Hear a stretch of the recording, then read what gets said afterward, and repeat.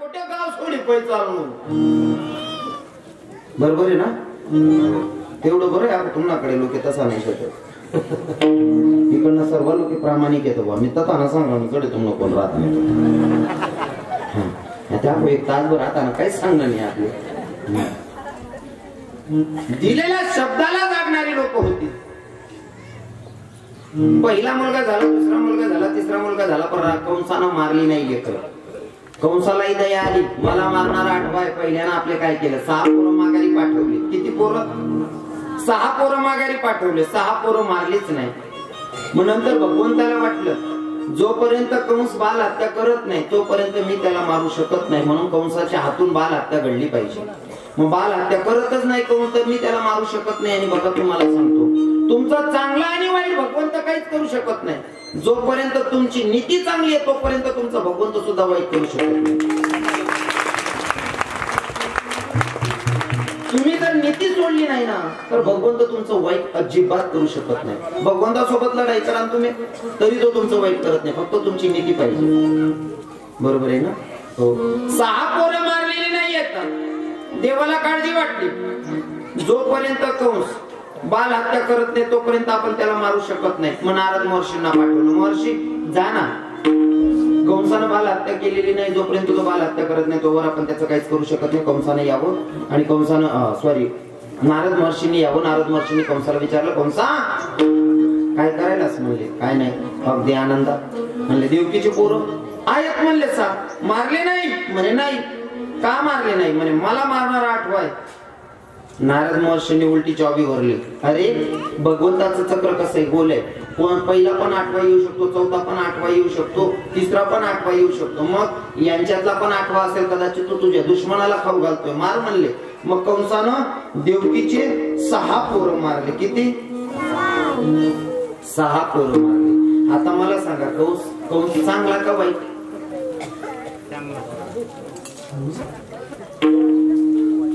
कंसानं बहिणीचे 6 पोरं मारले काय तुमचं म्हणणं माया कंस चांगला आहे का बहिणीचे 6 पोरं मारली त्याच्या इतका बेकार माणूस कुणी नसेल बरोबर आहे ना तुमच्या मते पण मी माझ्याकडनं सांगेल कुठेतरी कंस परवडला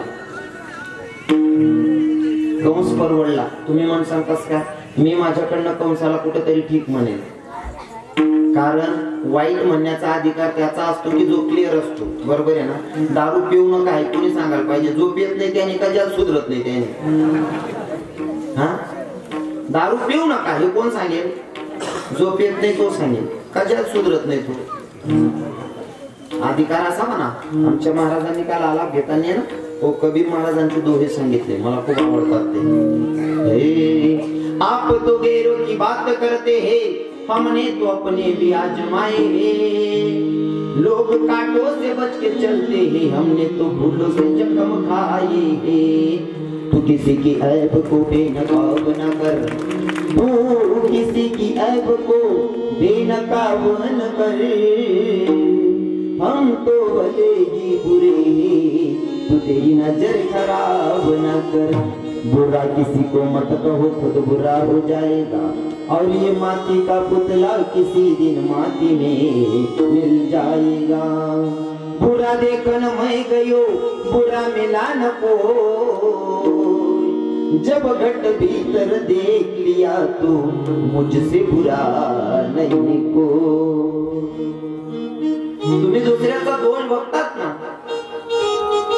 मला जर का एखाद्याचा दोष दिसला तर मी स्वतःला आरशाच्या समोर उभा करतो आणि स्वतःला एक पार केसांपासून तर पायाच्या नखापर्यंत पाहतो आणि स्वतःला क्वेश्चन करतो रविकिरण महाराज तुला समोरच्या व्यक्तीचे दोष दिसले म्हणजे तुला दोष बघायचा दोष तुझ्यातला गेला नाही तुझी काय लायकी का तू दुसऱ्याचा दोष काढतोय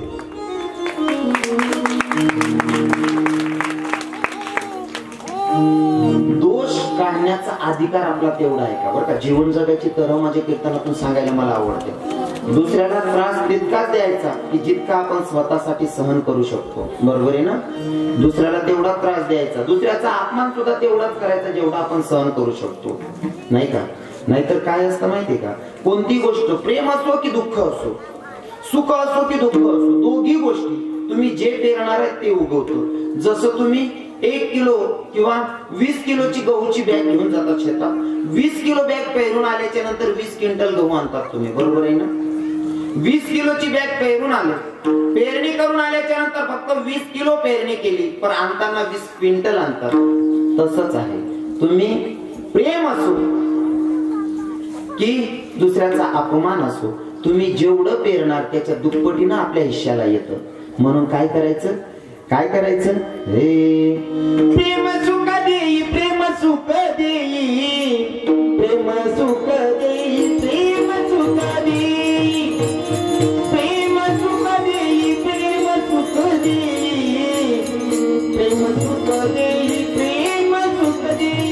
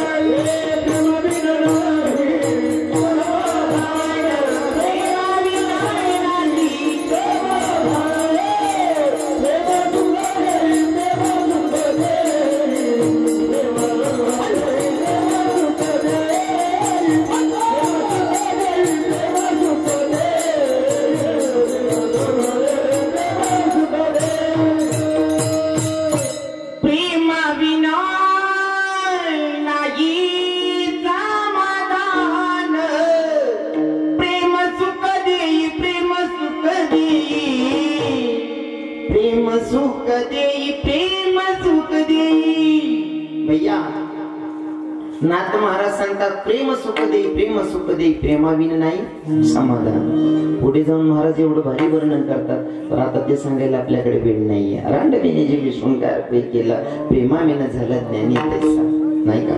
जर प्रेमच नसेल आणि कितीही ज्ञानी असेल तर त्याच्या ज्ञानाला किंमत नाही. किंमत वाढेल तर कशामुळे, प्रेमामुळे.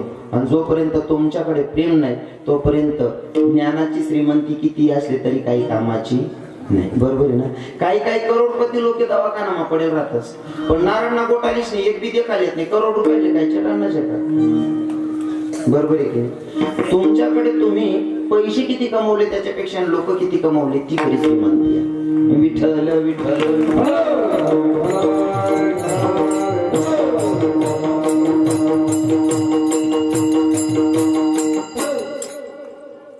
कंसानं पोरं मारली नाही, 6 पोरं मारली नाही. मी कुठं चालला, काय सांगत होतो, आपण कंसाला वाईट म्हणायच्या अगोदर आपली तेवढी लेवल असली पाहिजे, आपली पात्रता असली पाहिजे, तर कंसाला चुकीचं म्हणायचा आपला अधिकार आहे, बरोबर आहे की नाही. मी माझ्याकडनं कंसाला चांगला म्हणेल का, कंसानं 6 मुलं जन्माला आल्याच्या नंतर मारली, त्यानं कमीत कमी जन्माला तरी येऊ दिली. आपण पोटातल्या पोटात पोरी मारल्या, मग कोण चांगला, कंस का आपण. स्वतःला विचारा एकदा क्वेश्चन. कंसाला वाईट म्हणायच्या अगोदर एकदा तुम्ही विचार करा, कंसाला लेकराला जन्माला येऊ दिलं, आपण त्याला जग पाहायच्या आधीच मारतोय, मग कंस चांगला का आपण चांगला. कंस परवडला ना, अगो सांगू का. बरं मग त्याची पोरी मारे, बरं या ना मागे मी फक्त पोरी मारणार असणार आजचे का, त्या मपट असणार आजचे काय, हुंडा मागणारच चव घाली त्या मग पोरी मारण्यात पोटमान पोटमान. आणि नुकसान कोणी होईल, पोरी पोटमान पोटमान कापी टाक्यात मारी टाक्यात माहिती कोणी नुकसान आहे, इंग्लंड वालाच नाही. आपला पोरीले बायका बेटी राहण्यात नाही ना, बरोबर आहे का नाही. म्हणतं पुरा वर्षभर माझं बॅग बदलो ना, 6 महिना मग बॅग बदलो तरी सुद्धा 100-150 बायोडाटा पड जातो मन बॅग मग. बाबा आपला पोऱ्यां करता पोर देखा, बाबा आपला पोऱ्यां करता पोर देखा. पहिला सप्ताह मागवतो बायोडाटा देना, दुसरा सप्ताह का काय नाही, दुसरा सप्ताह म्हणे तू या महिना दुसरा लई जाव, तिसरा सप्पा मागो. म्हणतो का तिसरा वरील बावड्यानं वगे का? काय नाही म्हणे बाबा. म्हणतो मग पोर देखी म्हणे. म्हणतो मग म्हणे पटणीने. पोर पटणीने लबाड. पटणी नाही का भेटणे नाही? भेटणीच नाही. कताईन भेटते ना पोरी पोटमा मारी टाक्यात लोकशने. बरोबर आहे की नाही? पोटातल्या पोटात पोरी कापल्या लोकांनी. आणि कशामुळे कापल्या माहितीये का? या हुंडा मागणाऱ्यांनी चव घातली होती म्हणून पोरी मारल्या गेल्या. मी तर असं म्हणेल बरं का, हुंडाला घाबरून पोरी मारू नका माया हो. हुंडाला घाबरून पोरी मारू नका. आपल्या ऐपतीनुसार हुंडा द्या. जास्त नाही, आपल्या ऐपतीनुसार हुंडा दिला पाहिजे. हुंडा जर दिला ना पोरीवाल्यांनी, इथलं वजन राहस ना. तुम्ही संध्याकाळी फोन करा, पोर अर्धा तास फोनवर बोलत. तुम्ही विचारा बहीण रान शिकवायची सांगते तुम जवायचा कांदा टमाटा कापी राहणार माणूस ते खिचडीत वगैरे. हुंडा द्यायला पाहिजे फक्त. खरंय का नाही?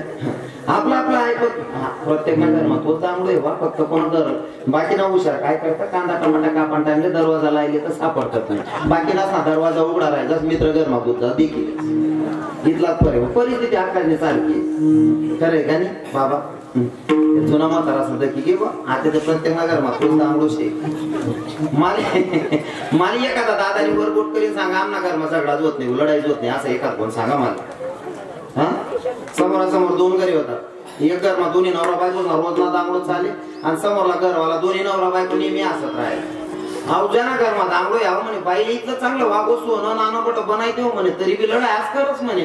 आहो भाऊ बायकोला इथलं काय चुकी ठेवत दोन्ही असतच राहतच म्हणे. एक दिवस त्याला बोलावा म्हणे आप्पा इकडे यावं म्हणे काय त्याला म्हणे मी बाईन करता इथलं तिनं मन जपस म्हणे प्रत्येक गोष्ट तिनं मन सारखं करस तरी लढाई आज करच म्हणे. आणि तुम्हाला काही दिक्कत ठेव म्हणे कधी लढाई नाही भांडण नाही दोन्ही नवरा बायको हसतच राहतच म्हणे. तुम्ही लढाई नाही करतास का? तो म्हणे भाऊ तू ना गरमा जो दांगडो आहे ना तोच म्हणा गरमाविषयी पण मी जगाने पद्धत बदलाय टाकेल म्हणे. कस काय म्हणजे आमना घरमा जर लढाई होईनी ना मन बाई रांता रांता लाटणं उडी फेकस म्हणे. जर लागी घेते ती असच नाही लागणं ते मी असच म्हणे. पण दांगडो ते आमना बी गरमा परिस्थिती सारखीच बरोबर आहे ना. आता नेमकं हुंडा देणाऱ्याने देत जावं वाटत असेल तर घेणाऱ्याला वाटू द्यावी.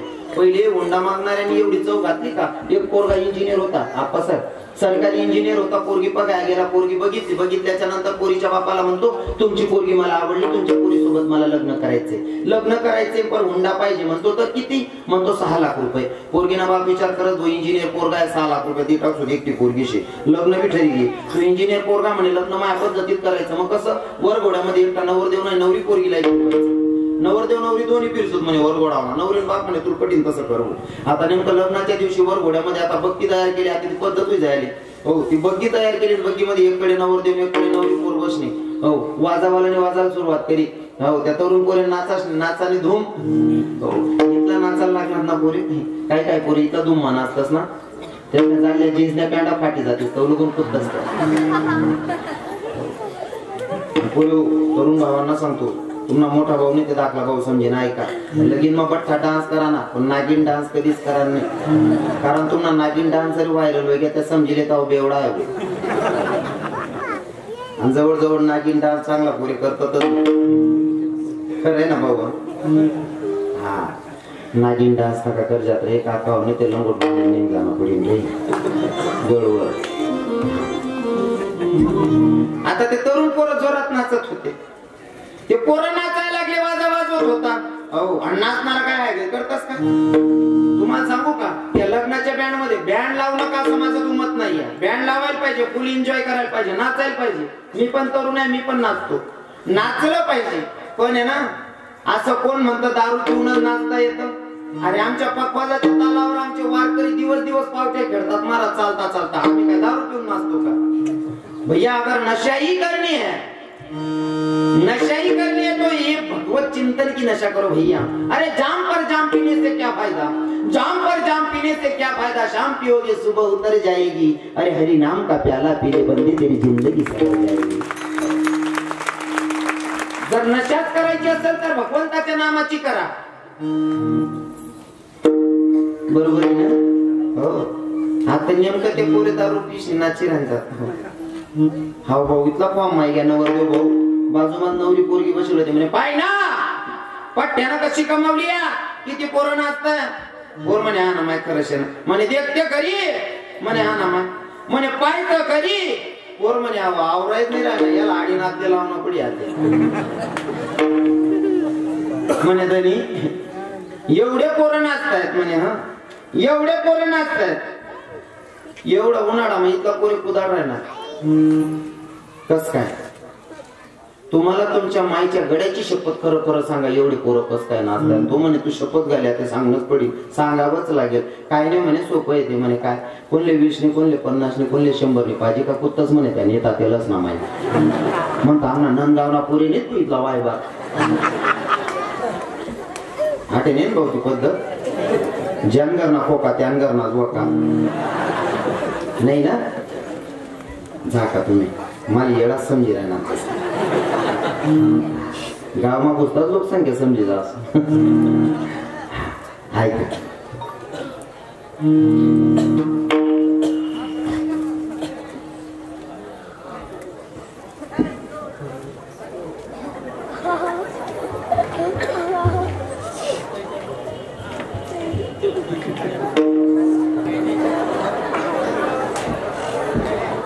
काय देखू नका काय देखू नका व त्रास दे आतापर्यंत लोक तमाशा खडा मारायचा आता कीर्तन सुद्धा मारायला लागला गवतो ते किडला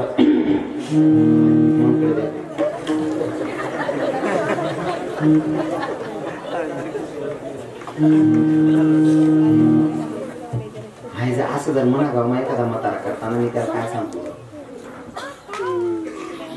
तू न गावे मी एकला यायची म्हणायची मला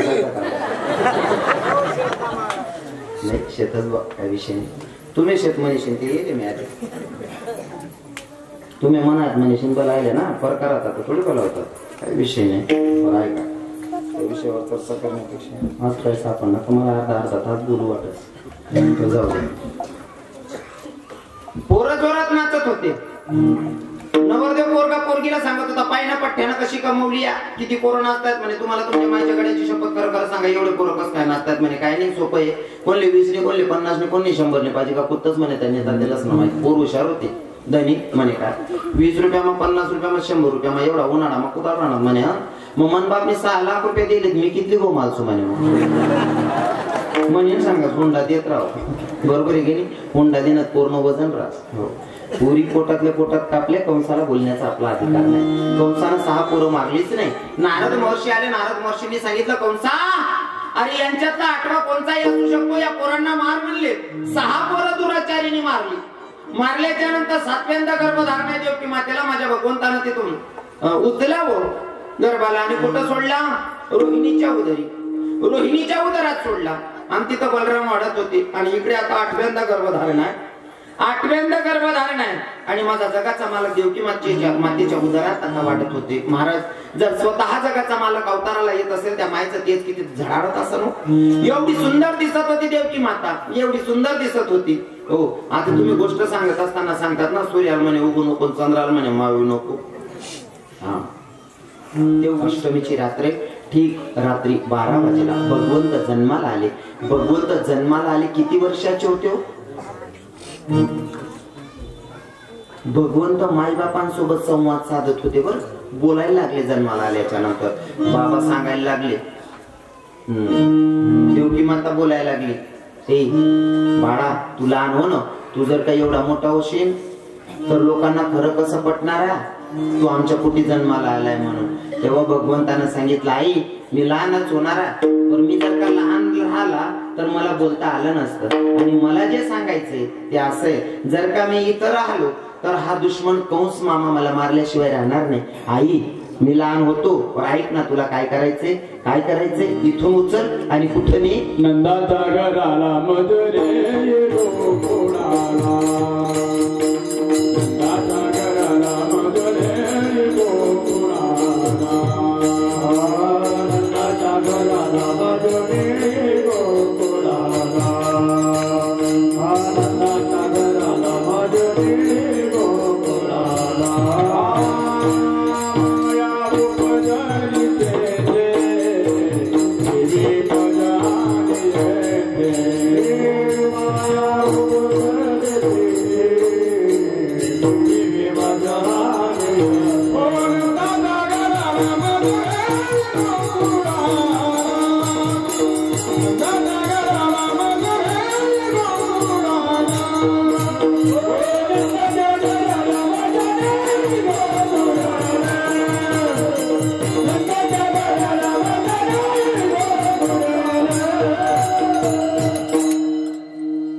देवानं सांगितलं इथून उचल आणि कुठून ये नंदाच्या घराला. पर महाराज जेव्हा भगवंत जन्माला आले ना, जन्माला यायच्या आधीपर्यंत स्वतःच्या मायबापाच्या हातापायात बेड्या होत्या. बघा तो न्यायाधीश कसा आहे.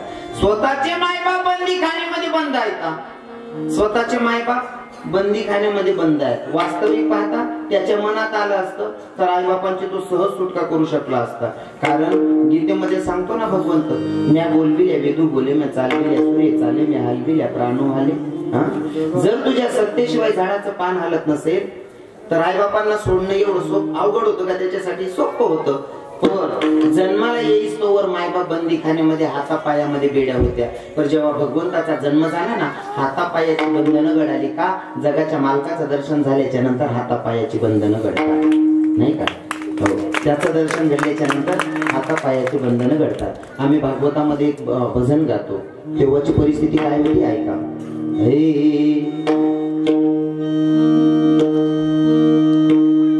खुल गए सारे ताले वही क्या बात हो गई, खुल गए सारे ताले वही क्या बात हो गई, जब से जन्मे कन्हैया परमात्मा हो गई, जब से जन्मे कन्हैया परमात्मा हो गई,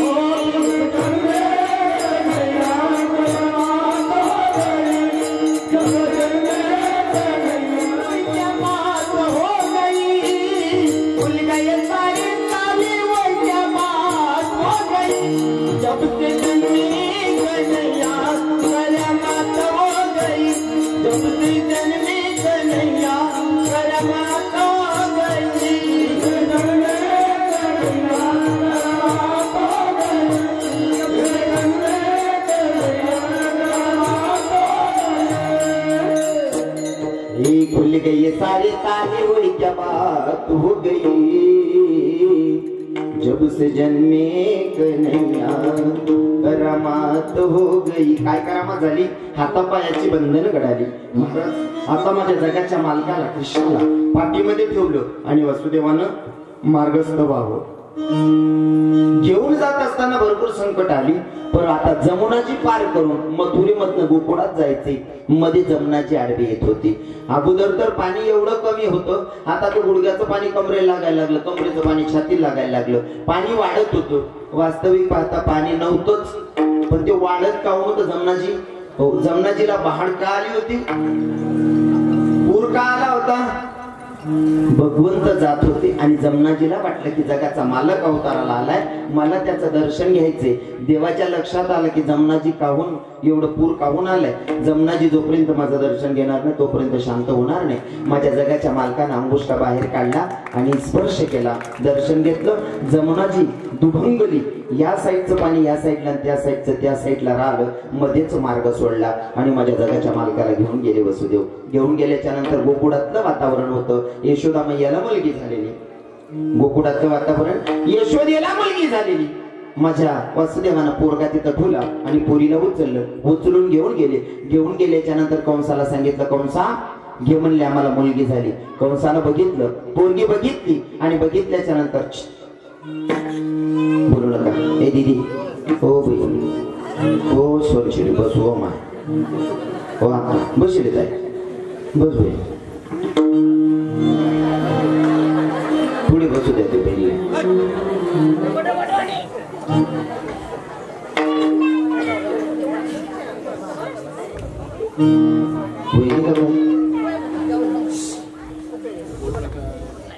बोलू नका आता.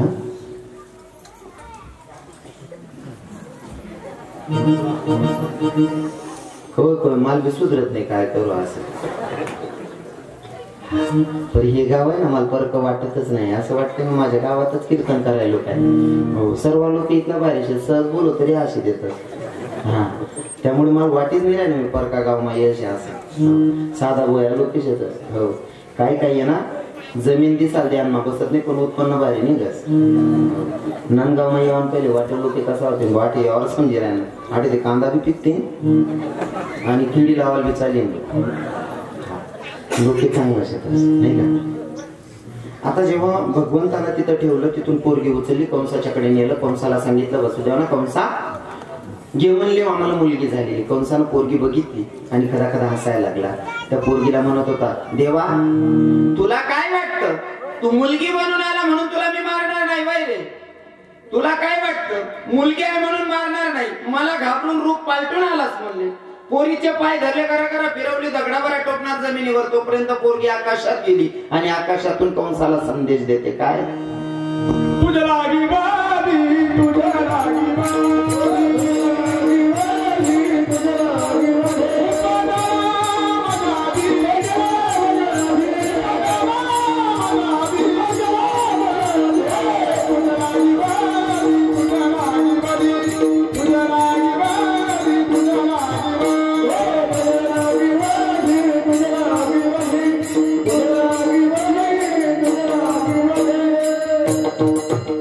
कंसा मला काय मारतोय? अरे तुला मारणारा गोकुळात जन्माला आलाय, मला काय मारतोय? जेव्हा कंसाच्या कानी बातमी या पोरीनं सांगितली, कंसा तुला मारणारा गोकुळात जन्माला आलाय, मला मारणारा गोकुळात जन्माला आलाय, ही बातमी कंसाच्या कानी पडल्याच्या नंतर कंसाची काय मानसिकता होती ती माझे तुकोबाराय सांगतात अभंगाच्या.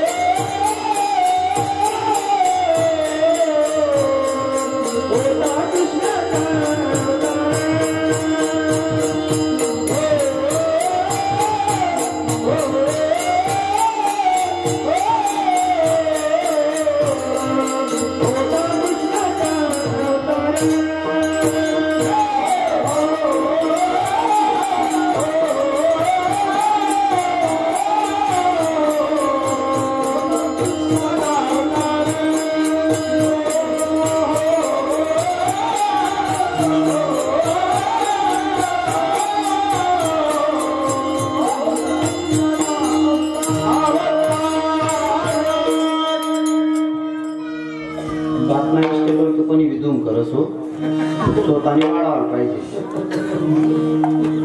2-3 मात्रा वाढाय देऊ ना.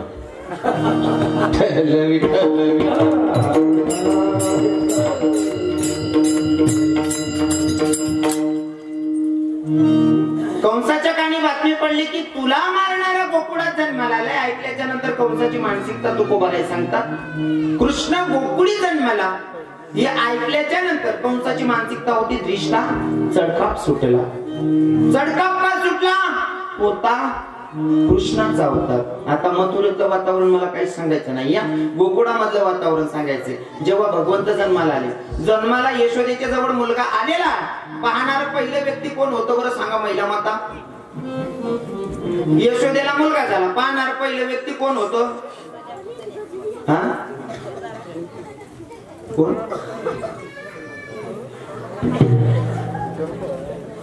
नाही बोला ना, चुकलं तरी मानधन. काय नाव होतं त्यांचं? हुशार लोक वाटे. तुम्ही बोलतात का बरं? तुम्ही बोलणार जर उत्तर चुकीनं राहिलं तरी टेन्शन लेवा नाही. तुम्ही असं वाटत आपण चुकाय होता हो भाऊ का बाई पॉकेट मागेन. तुम्ही जर का माझ्या काल्याच्या कीर्तनातून सगळ्या प्रश्नाची अचूक उत्तरं दिली तर शपथ सांगतो व्यासपीठावरनं, शपथ घेऊन सांगतो, माझं सगळं पॉकेट तुम्हाला देऊन जाईल, फक्त पैसा काढले सु.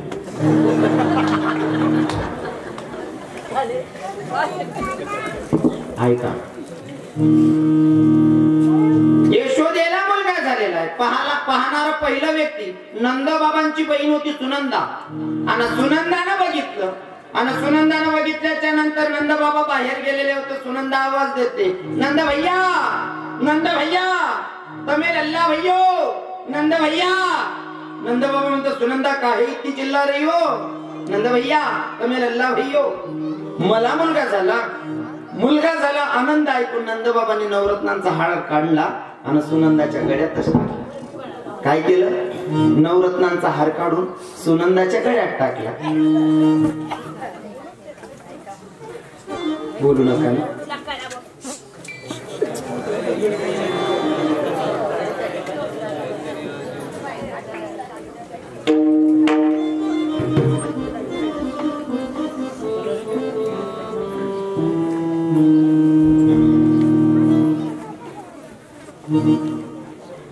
सुनंदाच्या गड्यामध्ये नवरत्नांचा हार टाकलेला आहे. लक्षपूर्वक ऐका. आनंद होता, मुलगा झाला. आणि मुलगा होण्याचा आनंद तो बापाला काय असतो तो फक्त बापच सांगू शकतो.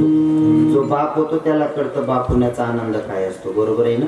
पहिला मुलगा होण्याचा आनंद तो बापाला विचारायचा, मुलगा होण्याचा आनंद काय असतो. एवढा आनंद ना महाराज, खिशात पैसे नसतील तरी लोकांना काहीतरी गोड धोड म्हणजे पेढा तरी वाटतो. खिशात पैसे नसतील तरी सुद्धा का मला मुलगा झालाय. कदाचित ते पोराला कळत नसेल की माझ्या बापाला काय आनंद झाला होता मी हो झाल्याच्या नंतर. काही काही पोरांना बापाचं प्रेम कळत नाही, नाही का? पण ज्या पोरांचा बापच नाही त्या पोरांना विचारावं बाप नसल्यावर जीवन कसं वाटतंय. आता मी तर नेहमी सांगेन, एखाद्या पोराचा बाप नेलेला आहे त्याच्या समोर जर का दुसरा बाप त्याच्या पोराला लाड करत असेल, प्रेम करत असेल तर ते पोराला काय वाटत असेल. सुनो मेरी बात. माझ्या डोळ्यातली आसव कोणी माईन पुसताना, माझ्या डोळ्यातली आसव कोणी माईन पुसताना, पुरी हुद कदाट तोया गोष्ट बापाची सांगताना, पुरी हुद कदाट तोया गोष्ट बापाची सांगताना. त्याच्या फाटक्या सदर्याला कशी ठिगड जोडल्याली, उभ्या आयुष्याला त्यानं कशी कातर लावल्याली. मला कसस होतया, मला कसस होतया कुणी बाबा म्हणताना, मला कसस होतया कुणी बाबा म्हणताना. उरी हुंद का दाटतो या गोष्ट बापाची सांगताना, उरी हुंद का दाटतो या गोष्ट बापाची सांगताना. महाराज, बापाला काय आनंद होतो तो फक्त बाप झाल्याच्या नंतरच कळतं, तत्पर्यंत कळत नाही. नंदबाबांनी नवरत्नांचा हार काढला आणि सुनंदाच्या गळ्यात टाकला. पण नंदबाबा जेव्हा जात होते कृष्ण भगवंताला बघायला, गोकुळातली सगळी पोरं जमा झाली आणि नंदबाबांना सांगितलं, नंदबाबा कहा जा रहे हो? भैया मुझे लाला हुआ है, लाला देखने जाना है. नंद बाबा, अगर आपको लाला देखना है तो आपको श्रृंगार करना पड़ेगा. काय सांगतात? अगर लाला देखना है तो श्रृंगार करना पड़ेगा. नंद बाबा बाप झाले तेव्हा नंद बाबांची वय किती होती? नंद बाबा किती वर्षाचे होते तेव्हा जेव्हा मुलगा झाला? हा, कोण बोललं? वा, 90 वर्ष. वा, नाही खरंच खरंच 90 वर्ष वय होतं. खरंच 90 वर्ष वय होतं. नंदबाबांचं वय 90 वर्ष. 90 वर्षाच्या वयामध्ये भगवंत पोटी आलेले आहेत म्हणजे. आणि नंदबाबा 90 वर्षाच्या वयामध्ये पोरांनी थांबवलं, नंदबाबा अगर आपको लाला देखना है तो श्रृंगार करना पड़ेगा. 90 वर्षाच्या वयात श्रृंगार करायला लावलं. काय 90 वर्षाच्या वयात शृंगार करायला लावलं? कारण बघायचं कोणाला होतं? जगाच्या मालकाला. बरोबर आहे ना? शृंगार केला, पगडी बांधलेली, गळ्यामध्ये नवरत्नांचा हार आहे, नवीन पितांबर नेसलेला, एकीकडे धोत्राला हात, पितांबराला हातवर, पगडीला हात देणं जाऊन पगडी सुटते की कमरात पितांबर सुटतोय, एवढा शृंगार केलेला. नटून थटून नंदबाबा जात होते. पुन्हा पोरांनी हात धरलं. नंदबाबा अगर लाला देखना है तो नचनो पडेगो. काय सांगतात? अगर आपको लाला देखना है तो नचनो पडेगो नंद बाबा. अरे भाई मैं बूढ़ा हूँ कैसे क्या नाचू बाबा, अगर लाला देखना है तो नचनो पडेगो. जर भगवंत बघायचा असेल तर नाचावं लागेल. नंद बाबा 90 वर्षाच्या वयात शृंगार करतात आणि 90 वर्षाच्या वयात नाचतात. कोणासाठी? पोरासाठी. पोरगा कोण होता? जगाचा मालक. जगाच्या मालकाची जर गाठ भेट करायची असेल, त्याला भेटायचं असेल, त्याचं दर्शन घ्यायचं असेल तर नाचावंच लागेल. देवाचा बाप नाचला मग तू ना आपला कवय नंबर लागेल. आपण नाचलो तर काय चुकीचं आहे देवासाठी? काय काय लोक तरी विकिळा पाडतात. बापरे बोलता नाचतात होत्या. आता मला सवय आहे, मी संतांचं प्रमाण धरून चालतो. नाचू कीर्तनाच्या रंगी ज्ञानदीप लावजगी किंवा नाचता नाचता देवाचा गडला पितांबर या सगळ्या प्रमाणांना धरून चालतो. वारकरी संप्रदाय आपल्याला शिकवतो भगवंताच्यासाठी आपण नाचलं पाहिजे. मी नाचत राहतो.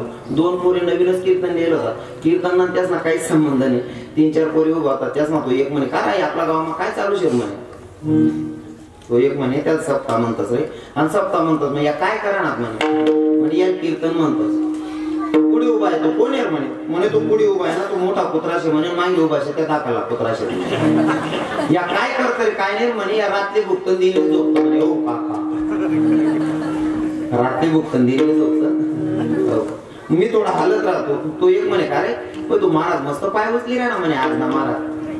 तो दुसरा म्हणे काय पाय उचली राहा ना त्याला दावीन काय लिहिल तू जिरायला ना म्हणे. हो आपा लोक काय बोलतील काय सांगता येत नाही नाही का. पण देवासाठी नाचलं पाहिजे. मी तर नाचत राहतो भैया देवासाठी. तुम्ही बघताय ना मी थोडाफार हालत राहतो. मी हो नाचत राहतो. त्याचं कारण असे लोक काय म्हणतील, लोक तर काही म्हणतील. लोकांना पतिव्रता सीतेला बदनाम केलं बरोबर आहे की नाही. होती तोपर्यंत बदनाम केलं पण गेल्याच्या नंतर पतिव्रतेच्या यादीत तिचं नाव आहे म्हणून दुखणारा पुत्राचे वर्ष लागो बरोबर आहे ना. नाव ठेवणाऱ्यांची कमीच नाही. मी तर असं म्हणतो मुझे लगी प्रभु संग प्रीत दुनिया क्या जाने, मुझे लगी शाम संग प्रीत दुनिया क्या जाने, मुझे लगी शाम संग प्रीत दुनिया क्या जाने, मुझे लगी शाम संग प्रीत दुनिया क्या जाने, क्या जाने भाई क्या जाने, क्या जाने भाई क्या जाने, क्या जाने दुनिया क्या जाने, क्या जाने दुनिया क्या जाने, मुझे लगी प्रभु संग प्रीत ये दुनिया क्या जाने, मुझे लगी प्रभु संग प्रीत दुनिया क्या जाने। अगर भगवान से रिश्ता जोड़ना है तो दुनिया क्या कहेंगे छोड़ दो भैया। जब तक दुनिया की सोचोगे तब तक कि भगवान नहीं मिलने वाला। जब दुनिया की सोचना बंद कर दो तो भगवान के बहुत नजदीक पहुंच जाते हो। म्हणून लोकांचा विचार करायचाच नाही। लोकांचं काम आहे नाव ठेवणं। मी तर लोकांचा विचार करणं सोडून दिलं। माझी काही लोकांनी लईच बदनामी केली। पण मी रात्री पण सांगितलं जेवढी आपली बदनामी होती ना तेवढी उन्नती पण होते। कारण चांगल्या माणसाला विरोधक आणि चांगल्या रस्त्याला गतिरोधक असतातच।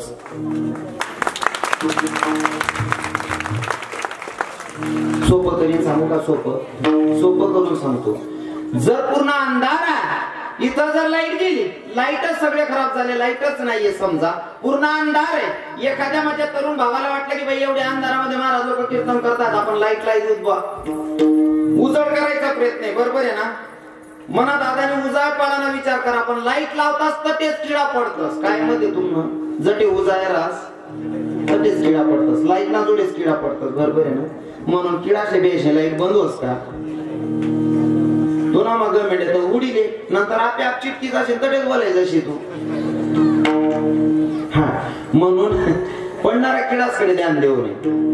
हा आपली बदनामी जरी केली ना, माझा अनुभव सांगतो, बदनामी का फल क्या पाया है ये मैं जानू या ये जाने। बदनामी का फल क्या पाया है ये मैं जानू या वो जाने।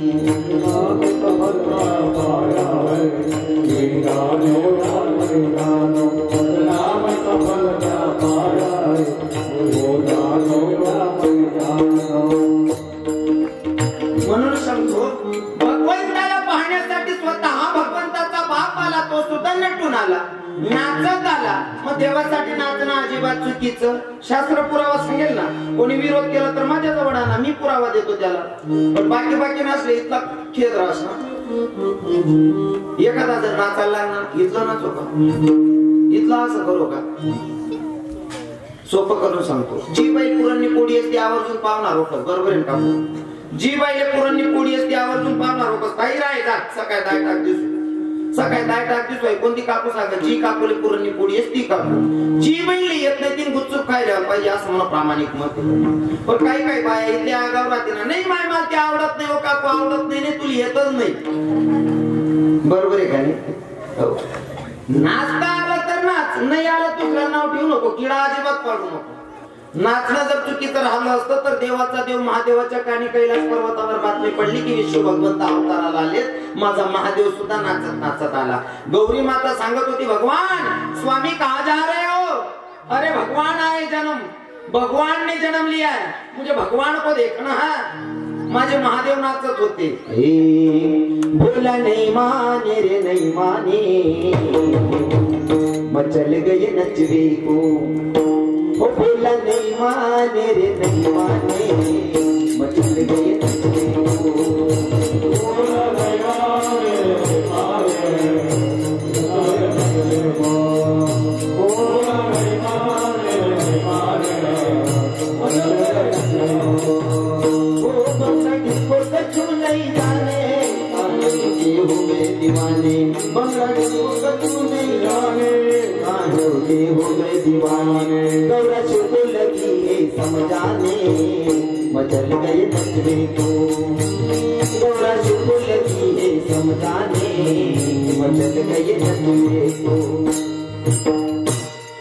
महादेव सुद्धा नाचला देवासाठी. तुम्ही आपण नाचलो काही नवीन आहे का? मग आता ऐका, देव नाचत होते, देवाचा बाप नाचत होता, महादेव नाचत होते. कारण काय होतं, कृष्ण भगवंत गोकुळात जन्माला आलेले होते आणि देव गोकुळात जन्माला आले. एकमेकांना सगळ्यांना माहिती पडल्याच्या नंतर आता गोपिका चर्चा करतायत. काय ऐका, हे गवळण म्हणती गवळण म्हणती, गवळण म्हणती गावडणीला पुत्र झाला यशोदेला. पुत्र झाला यशोदेला, तो पुत्र झाला यशोदेला. गवळण म्हणती गवळण म्हणती गावडणीला, पुत्र झाला यशोदेला, पुत्र झाला यशोदेला.